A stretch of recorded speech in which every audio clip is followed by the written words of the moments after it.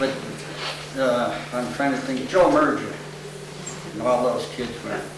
They lived in where the Kelly Yard is now.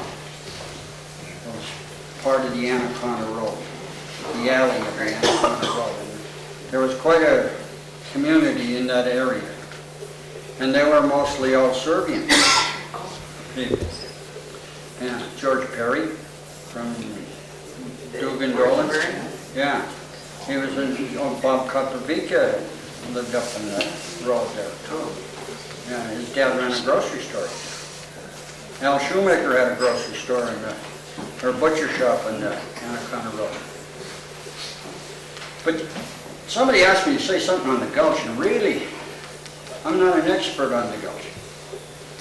I know what the lines were, and you ought to get Una Sullivan sometime when she's in the nun. She lived on the, up in the Anaconda Road and the Gulch, right where it started.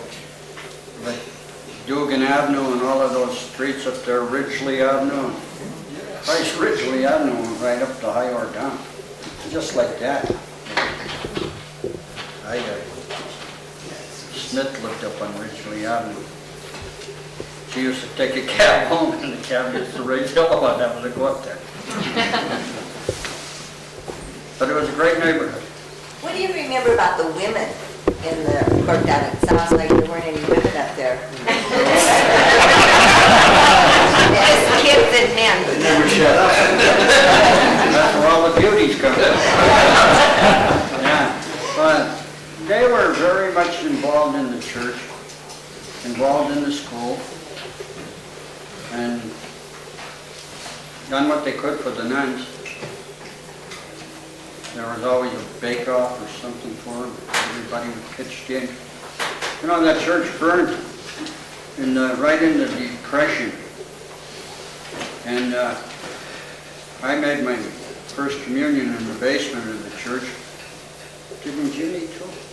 No, Jim was in heaven. Dan was baptized about 2 weeks after St. Mary's burned, and we had church upstairs in the third floor of St. Third floor of the school. Until they got the basement And they were all in, from even as little kids, from walking up the 3 flights. But I can remember Kilkenny going through the neighborhood getting workers, and they go down after they get off shift, and they were building that, and he made a promise if he got that built that he'd always have the Mother Perpetual Help Novena there. That's what started the novena, because Father Nolan.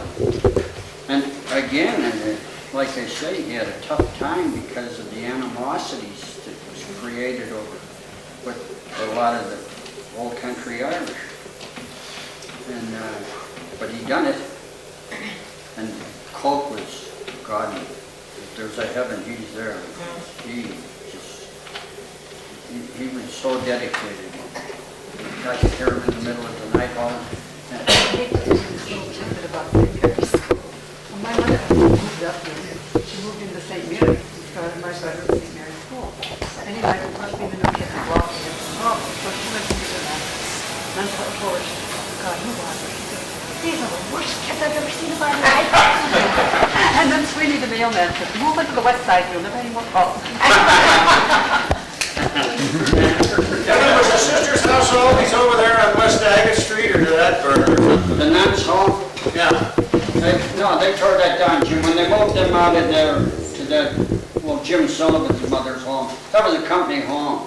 But even before that, was it always at Agate Street, or was it someplace before? That's all I ever remember. But the second home was a company home.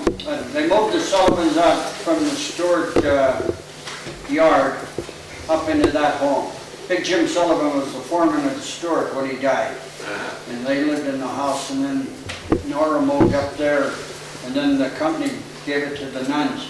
And again, here come Kilkenny rebuilding the nuns' home. It was all done on volunteer labor. Of course, a lot of good company material. Their material wasn't as good as they thought it was. My plumbing only lasted 35 years.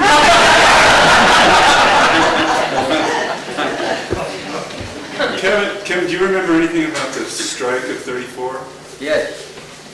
You were a Well, the youngster. store was in our yard, and the people behind the fence, the scabs, we call them, we used to go down and stand on the rail, streetcar bridge, and tease the hell out of them and holler at them. Yeah, So what's, and then, speaking of the city and county lines, they wouldn't let them picket outside the gate of the store, and it was in the county. The sheriff wouldn't let them picket.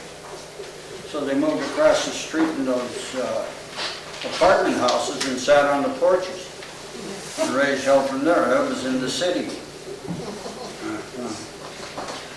You know, the fine line of politics followed those lines. But that was a terrible strike. That was a terrible strike. You know, and when I was on the school board, Tim Sullivan made a statement to me. He says, "Too bad they ever let him settle it." And I thought, what kind of a statement is that to make? I told him so, and he says, well, if they hadn't have settled it, he says, this town would be bigger than it is right now. We had all of the people here with the war coming along, they'd have been coming in here for the workforce that we had here. Sounds like it would have worked, but it was hungry times. Yeah. Look what came out of that 34 strike in the end of the 8-hour day, 40-hour Oh, day. yeah. Closed shop. Sure. Closed shop. So before that, how many hours a day did you work? 10. They wouldn't let you talk about the 8-hour day, and if they worked you overtime or a short shift, you'd never be on 8 hours, it'd be 7 hours and 55 minutes. You'd never get around the 8. I seen material on that one, the BA&P. Not to work them on that, if you worked overtime like an extra shift, you worked 7 hours and 55 minutes, you wouldn't work. But that, also, John, on when they got the dries, and that was a tough battle to get a dry. You know, we took a lot of that for granted, but a lot of those miners have to come out of those mines in the middle of the winter and walk home, and the clothes froze to their body. And they got the dries in before they could have it. And then it began to have people being able to circulate around through the town and work in different mines. See, they wouldn't go too far from home.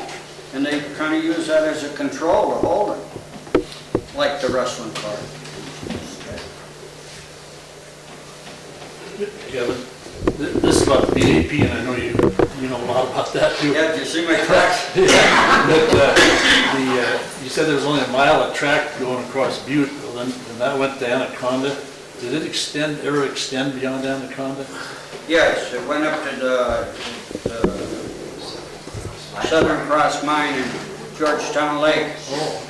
And he was going to take it from over there down into Phillipsburg. That's where the Pacific was coming in. Then he sold that road bed out to the Milwaukee. And Milwaukee sold that road bed to the NP. The NP goes up into Phillipsburg, well, Burlington. At the height of their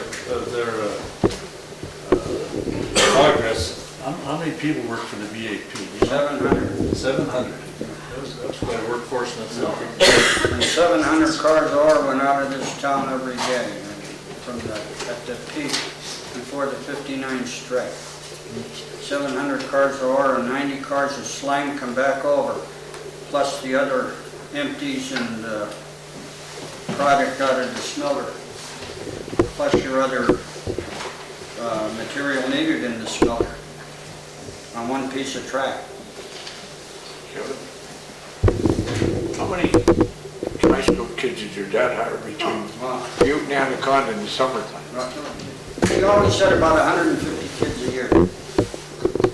Pressure with the And device. he wouldn't hire nobody but a kid in the summertime. He'd say, if you were a little older, he'd say, come back and see me in September. I'll put you on. They create a lot of good employment for kids. I can remember one time that there was a kid down on Rocker, unloading a bunch of ties. And Rocker Mill just got